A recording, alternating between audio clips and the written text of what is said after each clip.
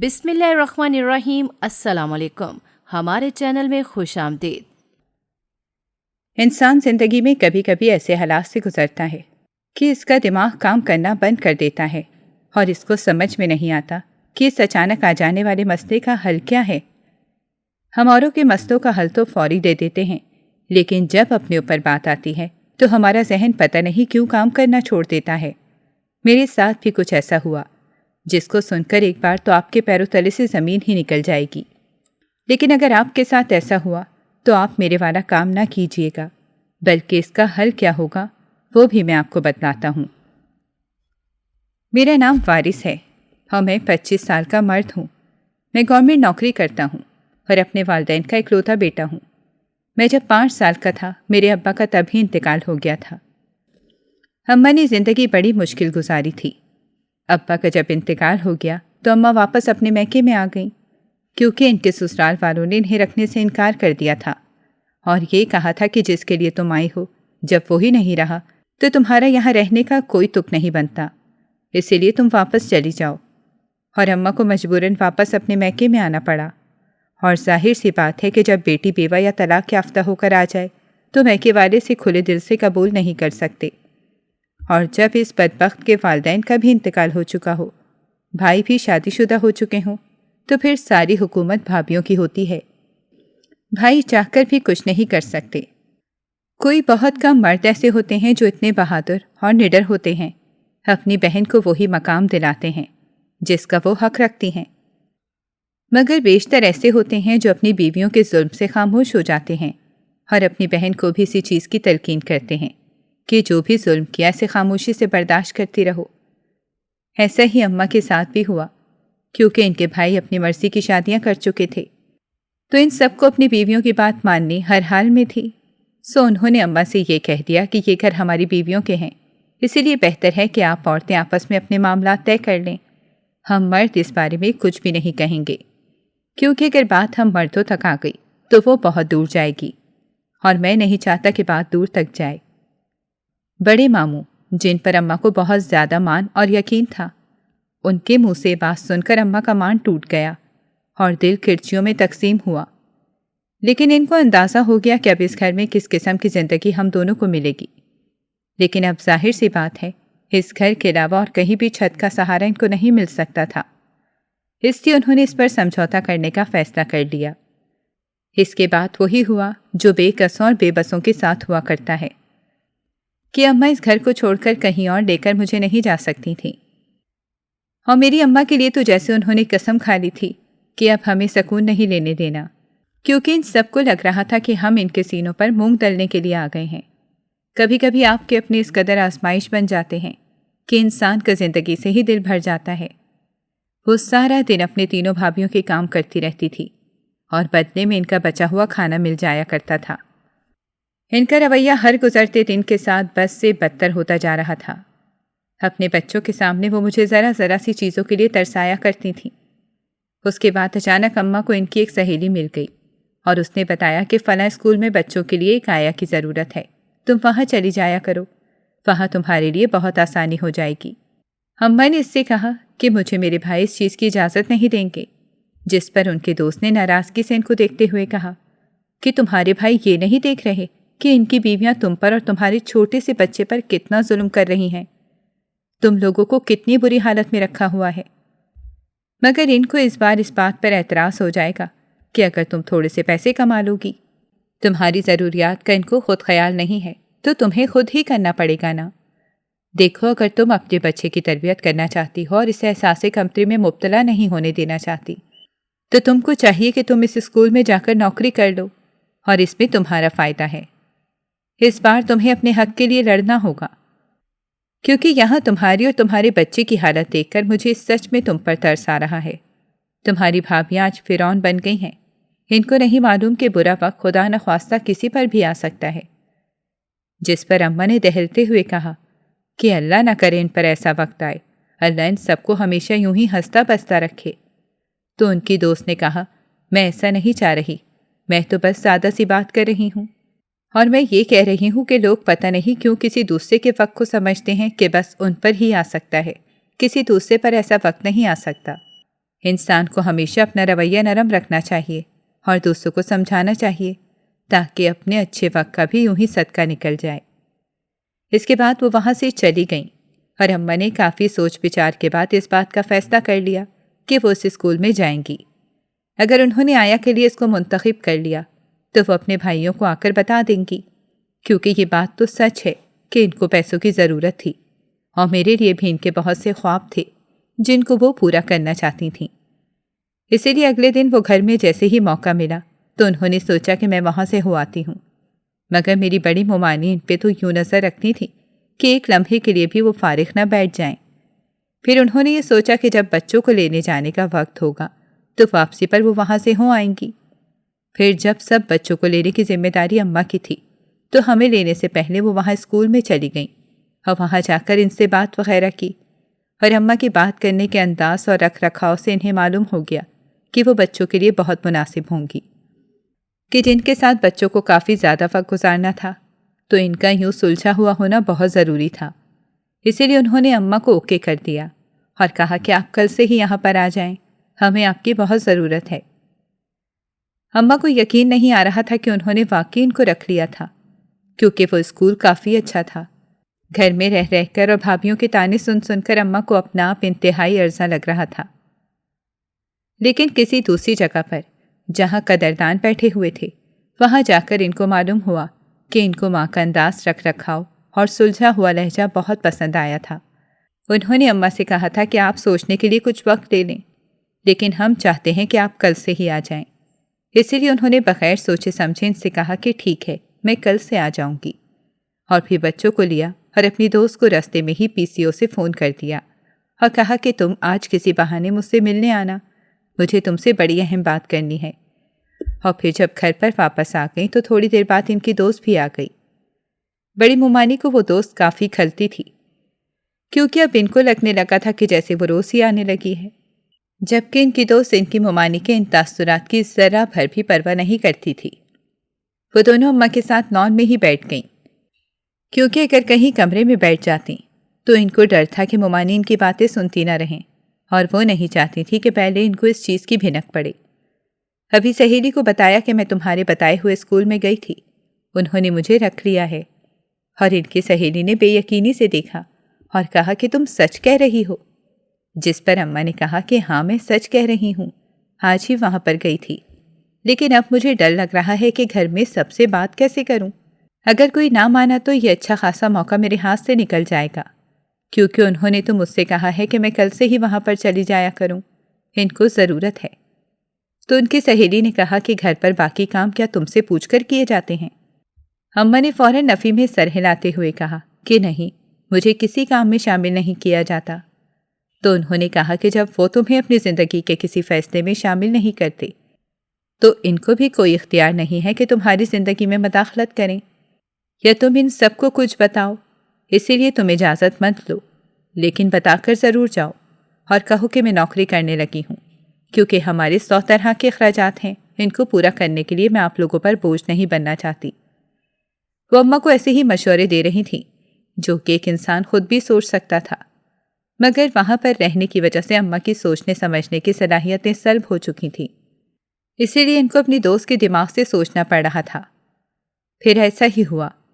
ان کے جانے کے بعد جب شام کو سب ماموں آ گئے تو اماں نے بڑی ہمت جمع کرنے کے بعد ان سے کہا کہ میں آپ سے کچھ بات کرنا چاہتی ہوں، جس پر ماموں لوگوں نے ان کو اجازت دی، جبکہ ممانیاں بھی وہاں پر ہی بیٹھ گئیں کہ ایسی کون سی بات کرنی تھی، کیونکہ اب ظاہر ہے کہ وہ اچانک ان کو منع نہیں کر سکتی تھیں۔ تو اماں نے آہستگی سے کہا کہ میں نوکری کرنا چاہتی ہوں، اور سب نے انہیں یوں دیکھا جیسے انہوں نے کوئی بہت ہی عجیب بات کہتی ہو، اور سب سے پہلے بڑی ممانی نے ہی ان کو دیکھا اور حیرانی سے کہا کہ تمہیں یہاں پر کیا کمی ہے جو تمہیں یوں نوکری کرنے کا خیال آ گیا ہے؟ یہ تمہاری دوست جو آج کل آ رہی ہے وہی تمہیں سب کے بارے میں شے دے رہی ہے، جو اب تمہیں شاید اس زندگی کے بارے میں یہ کہہ رہی ہوگی کہ یہ اچھی نہیں ہے، ورنہ اس سے پہلے تو تم یہاں پر سکون میں رہ رہی تھیں، کیونکہ ہم نے تمہیں کسی چیز کی کمی نہیں ہونے دی۔ جس پر اماں نے ان کو انتہائی حیرانی سے دیکھا کہ جیسے ان کو معلوم نہ ہو کہ یہاں پر کیا کمی ہے۔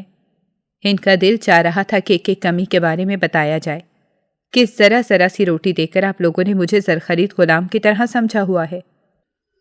لیکن ممانی فوراً نظریں چرا گئیں اور اماں نے کہا کہ اگر آپ لوگ اجازت دے دیں گے تو میں آپ کی بہت مشکور ہوں گی، لیکن مجھے نوکری کی بڑی شدید ضرورت ہے اور میں آپ لوگوں پر بوجھ نہیں بننا چاہتی۔ اور چھوٹے ماموں نے کہا کہ تمہیں پتہ ہے نا کہ ان پڑھ لوگوں کو نوکریاں نہیں ملتی، تو تمہیں کہاں پر نوکری ملے گی؟ جس پر اماں نے کہا کہ اس اسکول والوں نے مجھے کہا ہے کہ میں وہاں پر آیا کے طور پر نوکری کر لوں۔ اور دوسرے نمبر والی ممانی چپ نہ رہ سکیں اور فوراً کہنے لگیں، واہ، اس نے تو پہلے سے ہی نوکریاں ڈھونڈ کے رکھی ہوئی ہیں، ہم سے تو یہ صرف تکلفاً اور مروتاً پوچھنے آئی ہے، ورنہ نوکری تو اس نے کرنی ہی کرنی ہے، آپ لوگ اجازت دیں یا نہ دیں۔ جس پر اماں نے اس بار بڑی ہی بہادری کا مظاہرہ، کیونکہ اس نوکری کی مجھے ضرورت ہے، اپنے بچے کی 100 طرح کی ضروریات کو مجھے پورا کرنا ہوتا ہے اور میرے اپنے 100 طرح کے اخراجات ہیں، اور ذرا سی ضرورت کے لیے میں آپ لوگوں کے سامنے بار بار ہاتھ پھیلا کر اپنے آپ کو مزید چھوٹا نہیں کر سکتی۔ آپ لوگوں نے پہلے ہی مجھ پر بہت احسانات کر دیے ہیں اور میں مزید احسانات اور ان کا بوجھ نہیں اٹھا سکتی، اسی لیے مجھے نوکری کرنے کی اجازت آپ لوگ دے دیں۔ اب پھر بڑی ممانی بولنے لگی تھیں، جب ماموں نے ان کو خاموش رہنے کا اشارہ کیا اور کہا کہ تم لوگ خاموش ہو جاؤ، میں جو فیصلہ کروں گا میں بالکل ٹھیک کروں گا۔ اور پھر انہوں نے اماں کی جانب دیکھا اور کہا کہ تم ٹھیک کہہ رہی ہو، اور ویسے بھی نوکری کرنا کوئی بری بات نہیں ہے، جب نوکری بھی مناسب مل رہی ہے تو کر لینی چاہیے۔ جبکہ باقی سب نے حیرانی سے ان کو دیکھا اور منع کرنے کی کوشش کی، لیکن فیصلہ چونکہ زیادہ تر بڑے ماموں کا ہی چلتا تھا، اسی لیے باقی سب کو خاموشی اختیار کر لینی پڑی، کیونکہ ان کی بات کی اب یہاں پر کوئی اہمیت نہیں تھی۔ اور اس کے بعد مامیوں کا رویہ اماں کے ساتھ پہلے سے بھی زیادہ برا ہو گیا، کیونکہ ان کو معلوم تھا کہ جب وہ کمانے لگیں گی تو ظاہر سی بات ہے ان کے ہاتھ سے مفت کی نوکرانی نکل جائے گی، اور یہ ان کے لیے بہت گھاٹے کا سودا تھا۔ اس کے بعد اماں کو اپنے حق کے لیے بولنا آ گیا، اور اس کا زیادہ تر کریڈٹ ان کی سہیلی کو ہی جاتا تھا، جو اماں کو غلط بات بالکل بھی برداشت نہیں کرنے دیتی تھیں، اور کہتی تھی کہ تم کسی کے غلام نہیں ہو جو تم ان کی ہر بات کو برداشت کر رہی ہو۔ جب بھی وہ لوگ غلط بات کریں اور تمہیں لگے کہ غلط ہے تو تمہیں فوراً ان کو ٹوک دینا چاہیے۔ ان کی بچپن کی سہیلی تھی، پہلے اس کی شادی شہر سے باہر ہو گئی تھی، لیکن اسی سال وہ اپنے شوہر کے ساتھ دوبارہ شہر میں شفٹ ہو گئی تھی، تو اس وجہ سے اس کا اماں کے ساتھ میل ملاپ دوبارہ سے شروع ہو گیا تھا۔ اماں نے نوکری شروع کر لی تھی اور صبح وہ ہمارے ساتھ ہی اسکول جاتی تھیں اور واپسی پر ہمارے ساتھ ہی واپس آ جایا کرتی تھیں۔ ان کا اور ہمارا اسکول مختلف تھا، اسی لیے اپنے اسکول سے چھٹی کے بعد وہ ہمیں لینے آتی اور اس کے بعد ہم سارے مل کر گھر آ جایا کرتے تھے۔ بچوں کو ان سے محبت تھی اور ان کی ماؤں کو یہ برداشت نہیں ہوتا تھا، اور ان سے تو یہ بھی برداشت نہیں ہوتا تھا کہ اماں نوکری کر رہی تھی۔ حالانکہ اگر دیکھا جائے تو گھر میں وہ لوگ سب سکون سے رہتی تھیں، اور اماں بیچاری سارا دن وہاں پر نوکری کے لیے گھر سے باہر ٹھوکریں کھاتی رہتی تھیں۔ 100 طرح کی باتیں وہاں پر سننی پڑتی تھیں، لیکن پھر بھی پتہ نہیں کیوں ہم ہمیشہ دوسروں کی زندگی سے حسد کرتے ہی رہتے ہیں، چاہے ہمیں یہ بات معلوم ہو کہ ان کی زندگی ہماری زندگی سے بدتر ہے۔ وقت گزرنے لگا تھا، اب تو ممانیوں کو کوئی نہ کوئی بہانہ چاہیے ہوتا تھا کہ وہ ہماری زندگی محال کر دیں۔ کبھی ان کو لگتا ہے کہ سالن میں نمک زیادہ ہو گیا ہے، کبھی یوں لگتا صفائی اچھی نہیں ہوئی، اور بھی 100 طرح کی باتیں کر کے وہ اماں کا جینا حرام کرنے کی کوشش کرتی تھیں۔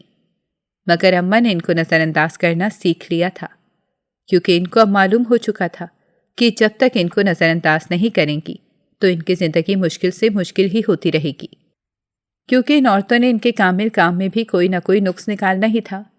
سو ان کو معلوم تھا کہ ان کو خوش کرنا تو بہت مشکل کام ہے، سو انہوں نے ان کی ٹینشن لینا چھوڑ دی تھی، اور ان کی توجہ کا مرکز فقط میں بن گیا تھا۔ وہ اب بس میری فکر میں ہلکان ہوا کرتی تھیں۔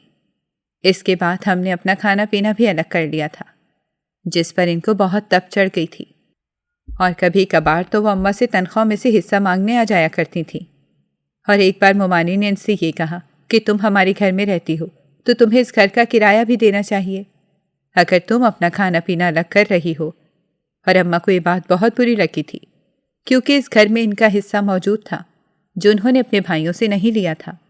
اور جب مامی نے یہ بتایا کہ یہ بات ماموں نے کرنے کو کہا ہے، تو جب انہوں نے یہ بات اپنی سہیلی نجمہ سے کی تو نجمہ آنٹی نے ان کو یہ مشورہ دیا کہ تمہیں اپنے بھائی کے سامنے یہ پیسے اپنے بھابھی کو دینے چاہیے۔ میں صرف یہ دیکھنا چاہتی ہوں کہ تمہارا بھائی اس پر کیا رد عمل دیتا ہے۔ اگر تو وہ غیرت مند ہوا تو اپنی بیوی کو ضرور اس بات پر ڈانٹے گا اور پوچھ پڑتال کرے گا۔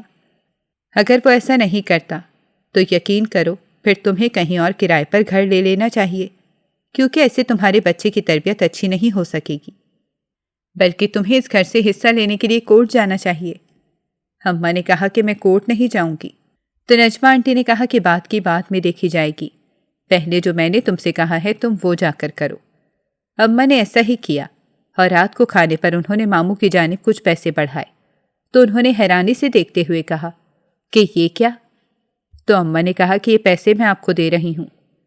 تو ماموں نے حیرانی سے ان کو دیکھا اور کہا کہ ان پیسوں کی مجھے کیا ضرورت ہے؟ تو انہوں نے کہا کہ آج صبح ہی بھابھی میرے پاس گئی تھی اور انہوں نے کہا کہ تم اس گھر میں رہتی ہو تو تمہیں اب اس گھر کا کرایہ بھی دینا چاہیے، کیونکہ یہ بات بھابھی کے بقول آپ نے ان سے کہی تھی، تو پھر مجھے پیسے آپ کو ہی دینے چاہیے۔ اور مومانی کا یہ بات سن کر چہرے کا رنگ اڑ گیا تھا، کیونکہ یہی بات انہوں نے اماں سے کہی تھی کہ ان کے بھائی تو یہ بات نہیں کہہ سکتے، لیکن وہ یہی کچھ سوچ رہے ہیں، اور انہوں نے تو سوچا بھی نہیں تھا کہ اماں یہ بات سب کے سامنے یوں کر دیں گی۔ سب نے حیرانی سے ان کو دیکھا تھا اور ماموں نے تو انتہائی غصے سے ان کو دیکھا اور کہا کہ میں نے یہ بات ان سے کب کہی؟ پہلے تو وہ بوکھلا گئیں اور پھر اس بار مومانی نے ٹھٹائی سے کہا کہ میں نے کوئی غلط بات نہیں کی، یہ یہاں پر رہتی ہے تو اس کو کرایہ دینا چاہیے۔ جس پر اماں نے کہا یہ بات کبھی بھی نہیں کرنا چاہتی تھی، لیکن شرعی طور پر اور قانونی طور پر اس گھر میں میرا حصہ ہے اور میں نے وہ حصہ نہیں لیا، اور میں یہاں پر صرف ایک کمرے میں رہ رہی ہوں، تو پھر مجھے کرایہ کیوں دینا چاہیے؟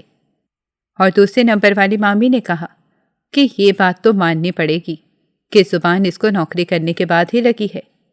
جس پر ماموں نے کہا کہ بالکل بھی غلط نہیں کہہ رہی ہے، اگر کسی نے اس کو تنگ کرنے کی کوشش کی تو یاد رکھو میں گھر کا بٹوارا کر دوں گا اور اس کو اس کا حصہ دے دوں گا، پھر تم سب بھی خوش ہو جانا۔ اور اماں کا دل خوشی سے بھر گیا تھا کہ مدتوں بعد ہی صحیح مگر ان کا بھائی ان کے حق کے لیے بول پڑا تھا۔ تو ان کے بھائی نے بعد میں کہا کہ میں یہ ساری زندگی دیکھتا آ رہا ہوں کہ تم لوگوں نے میری بہن کے ساتھ کیسا سلوک کیا، مگر میں خاموش رہا، مگر اب میں مزید خاموش نہیں رہ سکتا۔ اگر وہ آزادی کے ساتھ اپنی زندگی اور اپنے بچے کی زندگی بنانا چاہ رہی ہے تو تم میں سے کسی کو بھی حق نہیں پہنچتا کہ ان کی راہوں میں کانٹے بکھیرو۔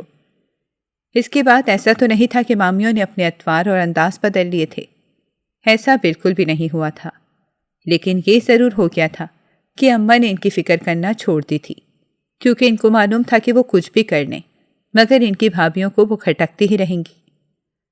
انہوں نے ہر خوشی کے موقع پر رنگ میں بھنگ ڈالنے کی کوشش کی تھی، مگر اماں کو یقین تھا کہ ایک دن سب کچھ ٹھیک ہو جائے گا، اور اسی یقین پر وہ چل رہی تھی۔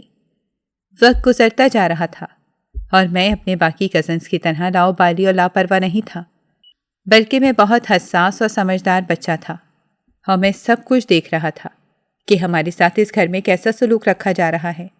سو میرے اندر آگے بڑھنے کی لگن باتوں کی نسبت بہت زیادہ تھی، کیونکہ میرا دل چاہتا تھا کہ جلد از جلد میں بڑا ہو جاؤں اور پھر اچھی سی نوکری کر کے اماں کو ایک الگ گھر لے کر دوں، جہاں پر وہ سکون کے ساتھ رہیں اور حکومت کرتی رہیں، کیونکہ ایسا خواب ہر عورت دیکھتی ہے کہ ایک گھر ہو جو اس کا ہو۔ اس لیے میں بہت محنت کے ساتھ پڑھتا تھا اور بس یہی سوچ رکھا تھا کہ جلد از جلد اپنی پڑھائی مکمل کر کے اپنی ماں کا سہارا بنوں گا۔ اور پھر جب میں نے 14 جماعتیں پاس کر لیں تو مجھے ایک کمپنی کی طرف سے نوکری کی آفر آئی۔ میں وہ نوکری کرنے لگا اور ساتھ ساتھ میں ماسٹرز کے لیے بھی تیاری کرنے لگا تھا، کیونکہ مجھے معلوم تھا کہ اس کے بعد گورنمنٹ کی کوئی اچھی سی نوکری مجھے مل جائے گی، اور ساتھ ساتھ میں پڑھائی کر رہا تھا اور ساتھ ساتھ یہ نوکری بھی کر رہا تھا۔ یہ کافی اچھی نوکری تھی، تو اس سے آنے والے پیسوں سے میں گھر کا خرچہ بھی چلا رہا تھا اور کچھ بچت بھی کر رہا تھا کہ کل کو انشاءاللہ میں گھر لے لوں گا اور اماں کو میں سرپرائز کروں گا اور اس کے بعد ہی شادی کروں گا۔ مگر میں کہاں جانتا تھا کہ وقت تو میرے لیے کچھ اور ہی سوچ کر بیٹھا ہوا ہے۔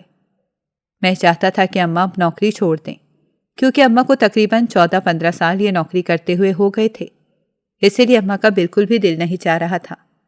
وہ کہتی تھی کہ بیٹا میرا ان بچوں کے ساتھ دل لگ گیا ہوا ہے، میں گھر پر رہوں گی تو میرا دل گھبرانا شروع ہو جائے گا۔ میں ان سے کہتا تھا کہ میں نہیں چاہتا کہ آپ یہ کام کریں، تو انہوں نے کہا کہ بیٹا محنت سے کام کرنے میں کوئی شرم اور عار محسوس نہیں کرنا چاہیے۔ میں نے ان کو سمجھانے کی بہت کوشش کی، مگر انہوں نے کہا کہ جب تم شادی کر لو گے نا، تمہارے بچے ہو جائیں گے، تو اس کے بعد میں یہ نوکری چھوڑ دوں گی، کیونکہ اب مجھے ان بچوں کی عادت ہو گئی ہے اور ان کے بغیر میرا دل بالکل بھی نہیں لگتا۔ اسی لیے میں نے بھی زیادہ ضد نہیں کی تھی اور سوچا تھا کہ ٹھیک ہے، گھر پر رہ کر وہ ویسے بھی پھر ممانیوں کے نشانوں کی طاق پر آ جائیں گی، تو ایک طرح وہ وہاں پر محفوظ تو رہتی ہیں۔ میرے ماموں کا رویہ بھی ہمارے ساتھ بہت اچھا ہو چکا تھا، کیونکہ سب بچوں میں بس میں ہی قابل تھا۔ میرا ماسٹرز ہو گیا اور اس کے بعد میں گورنمنٹ کے امتحان کی تیاری کرنے لگا، اور امتحان کی تیاری میں 2 سے 3 مہینے لگ گئے۔ اس دوران اماں میرے لیے لڑکی دیکھنے لگیں، تو میں نے ان سے کہا کہ دیکھیں، جب تک میں اپنا گھر نہیں بناؤں گا نا، تب تک آپ میرے لیے لڑکی نہیں دیکھیں گی۔ تو اماں نے کہا کہ تمہارے باقی کزنوں کی شادیاں ہو گئی ہیں۔ تو میں نے کہا مجھے اس بات سے کوئی فرق نہیں پڑتا، میں جب تک آپ کے لیے گھر نہیں بنا لوں گا، اس لڑکی کے لیے گھر نہیں بنا لوں گا، میں شادی نہیں کروں گا، کیونکہ میں اپنی بیوی کو اس گھر میں نہیں لانا چاہتا۔ خیر، میں نے امتحان دیا اور کلیئر کر لیا، تو مجھے یہ نوکری مل گئی۔ اس روز میں خوشی سے رویا تھا کہ میری ماں کی دعائیں اور میری محنت رنگ لے آئی تھی۔ میں تو خوش تھا ہی، مگر اماں کی خوشی دیدنی تھی۔ ابھی جب گورنمنٹ کی طرف سے ملے گھر میں اماں کو لے کر گیا تو وہ خوشی سے پھوٹ پھوٹ کر رونے لگی تھیں۔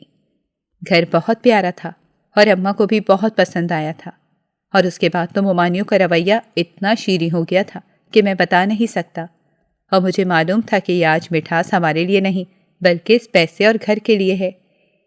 انسان کو اس کے صبر کا پھل یوں ہی ملتا ہے، اور چونکہ یہ گھر شہر سے باہر تھا، اسی لیے میں خوش تھا کہ کم از کم ممانی اور ان کے چنگل سے ہماری جان چھوٹ جائے گی۔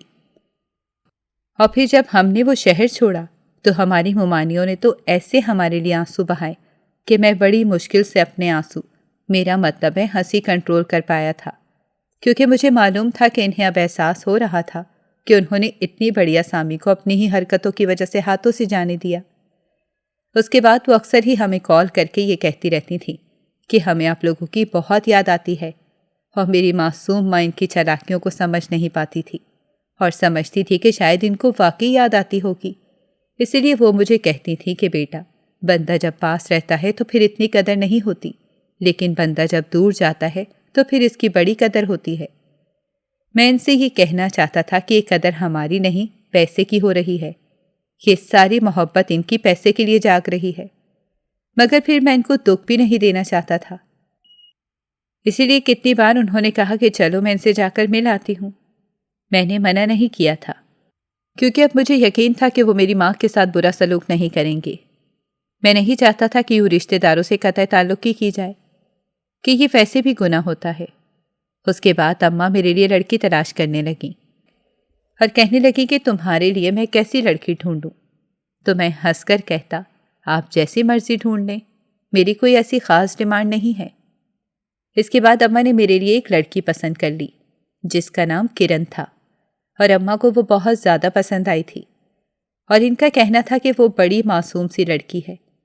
میں نے بھی تصویر سے دیکھی تو کافی خوبصورت لڑکی تھی، اور ایک دم سے ہی میرے دل میں جیسے محبت جاگ گئی تھی۔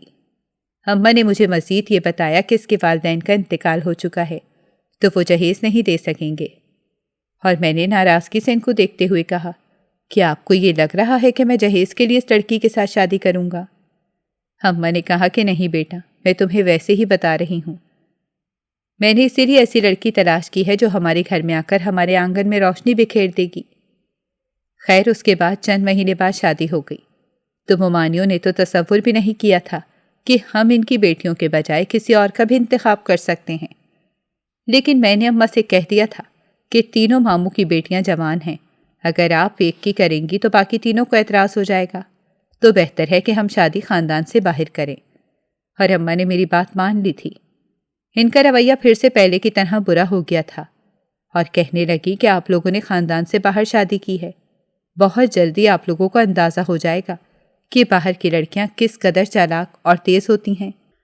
آپ لوگوں کو اگر ان لوگوں نے ناکو چنے نہ چبوا دیے تو میرا نام بدل دیجیے گا۔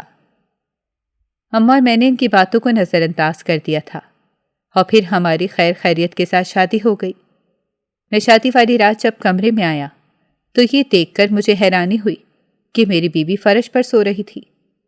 پہلے میں اسے اٹھانے لگا لیکن پھر مجھے بہت برا لگا تو میں واپس اپنی جگہ پر آ کر سو گیا۔ مجھے اس کے اس رویے پر حیرانی ہو رہی تھی۔ یہی 3 سے 4 دن گزر گئے تھے اور میرے کمرے میں آنے سے پہلے ہی زمین پر سو چکی ہوتی تھی اور رات کو کمرے کی بتیاں بھی بجھا دیتی تھی۔ کچھ دن تک تو میں سمجھا کہ ویسے ہی ہو رہا ہے، پھر مجھے لگا کہ وہ جان بوجھ کر رہی ہے۔ ایک روز میں نے سختی سے منع کیا کہ تم کمرے کی لائٹس بند نہیں کرو گی اور آئندہ بیڈ پر سو گی، اور یہ کیا تماشا لگا رکھا ہے کہ تم روز نیچے سو جاتی ہو؟ تو وہ روتے ہوئے کہتی کہ اگر میں تمہارے ساتھ سو گئی تو تمہاری موت واقع ہو جائے گی۔ مجھے اس کی بات سن کر بہت حیرانی ہو رہی تھی اور میں سوچ رہا تھا کہ مجھے اس کو کسی دماغی ڈاکٹر سے چیک کروانا چاہیے، اور میرے اپنے دفتر کے کام بہت زیادہ تھے تو میں وہاں پر مصروف تھا، اسی لیے مجھے وقت نہیں مل سکا۔ 1 مہینے بعد مجھے علم ہوا کہ میری بیوی حاملہ ہو گئی ہے۔ میں تو پھر جیسے صدمے میں چلا گیا۔ اماں سے کیسے کہتا کہ میں تو اپنی بیوی کے پاس بھی نہیں گیا تھا، تو ایسا کیسے ہو سکتا تھا؟ اب تو مجھے اپنی بیوی پر شک ہونے لگا تھا اور مجھے سمجھ نہیں آ رہا تھا کہ میں کیا رد عمل دوں اس بات پر، کیونکہ میں اماں کو کوئی پریشانی نہیں دینا چاہتا تھا۔ اور ایک دن میں نے سوچا کہ اب میں پتہ لگا کر ہی رہوں گا کہ یہ کیا قصہ ہے، تو میں نے اسے نیند کی گولیاں دے دیں اور خود زمین پر اس کی جگہ پر آ کر سو گیا۔ بتیاں بجھا دیں، مگر اگلے ہی لمحے میرے سر پر آسمان ٹوٹ پڑا، کیونکہ زمین پر میری بیوی کے 4 کپڑوں کے جوڑوں میں نیچے گڑیاں پڑی ہوئی تھیں۔ میں نے حیرانی سے ان گڑیوں کو ڈرتے ہوئے اٹھایا اور ان پر نام لکھے ہوئے تھے۔ مجھے کچھ سمجھ نہیں آ رہا تھا کہ میرے ساتھ یہ کیا ہو رہا ہے، کیونکہ کمرے کی صفائی وغیرہ تو وہی کرتی تھی، اس لیے میں نے کبھی آج سے پہلے بیڈ کے نیچے نہیں دیکھا تھا۔ لیکن اب یہ گڑیاں دیکھ کر تو میں ڈر گیا تھا کہ یہ کیا مجھ پر کوئی جادو ٹونا نہ کروا رہی ہے۔ اب ظاہر ہے وہ نیند کی گولیاں کھا کر بے ہوش پڑی تھی، تو میں اس سے کچھ پوچھ نہیں سکتا تھا، اور میں صبح ہونے کا انتظار کرنے لگا، اور اماں کی موجودگی میں بھی ایسا نہیں کر سکتا تھا۔ اسی لیے میں نے اماں کو کہا کہ آپ ماموں لوگوں سے ایک بار جا کر مل آنا چاہیے، اور اماں تو اس بات پر بہت خوش ہوئی تھیں۔ اسی لیے میں نے ان کو ماموں کے گاؤں جانے والی ٹرین پر بٹھا دیا اور خود گھر واپس آ گیا۔ جو گھر آیا تو میری بیوی اٹھ چکی تھی اور اس وقت وہ بالکل نارمل تھی، تو میں نے اسے کہا کہ یہاں پر آؤ، مجھے تم سے بات کرنی ہے۔ وہ ڈرتے ہوئے میرے پاس آ کر بیٹھ گئی اور کہا جی کیا بات کرنی ہے؟ میں نے کہا کہ تم یہاں بیٹھو، میں آتا ہوں۔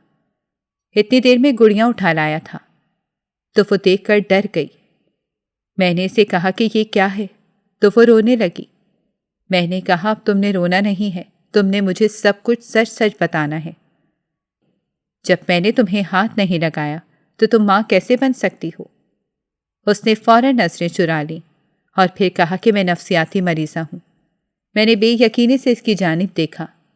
اس نے کہا کہ میری پہلے بھی ایک جگہ شادی ہوئی تھی اور ہماری شادی کو 4 دن ہوئے تھے تو میرے شوہر کا انتقال ہو گیا، اور سب یہی کہنے لگے کہ میں منحوس اس کے ساتھ سوئی ہوں، اسی وجہ سے ایسا ہوا ہے۔ سب کا رویہ میرے ساتھ بہت برا ہو گیا تھا اور میں ماں بننے والی تھی، تو انہوں نے مجھے گولیاں دے کر میرے بچوں کو مار دیا۔ میں دوبارہ شادی نہیں کرنا چاہتی تھی کیونکہ میں ان گڑیوں کے ساتھ ہی خوش رہتی تھی۔ مجھے یہ اپنے بچوں جیسی لگتی ہیں اور میں آپ کے پاس بھی نہیں آنا چاہتی، مجھے ڈر ہے کہ میں آپ کو کھو دوں گی۔ یہ کہہ کر وہ رونے لگی تھی۔ میں نے دکھ اور حیرانی سے اسے دیکھا تو اس نے کہا کہ رات کو میری طبیعت خراب ہو جاتی ہے اور صبح خود بخود نارمل ہو جاتی ہے۔ میں نے اس سے کہا کہ تم فکر نہ کرو، اب میں تمہارا علاج کراؤں گا۔ وہ بہت معصوم تھی اور مجھے اس پر بہت ترس آیا تھا۔ جس طرح وہ بچوں کی طرح پھوٹ پھوٹ کر رو رہی تھی تو میں نے فوراً اسے اپنے ساتھ لگایا تھا اور سوچ دیا تھا کہ میں اس کا کسی اچھے دماغی ڈاکٹر سے علاج کرواؤں گا۔ کبھی کبھی انسان کے ساتھ ہوئے حادثات اس کو کس قدر بدل دیتے ہیں، اور عام مردوں کی طرح میں نے بھی پہلے سوچا کہ مجھ میں کوئی نقص نہیں تو میں کیوں اس نفسیاتی مریضہ کے ساتھ رہوں، لیکن اگلے ہی لمحے خود پر لعنت بھیج کر میں نے کہا کہ میں باقی سب جیسا برا نہیں ہو سکتا، اسی لیے میں اس کا علاج کراؤں گا۔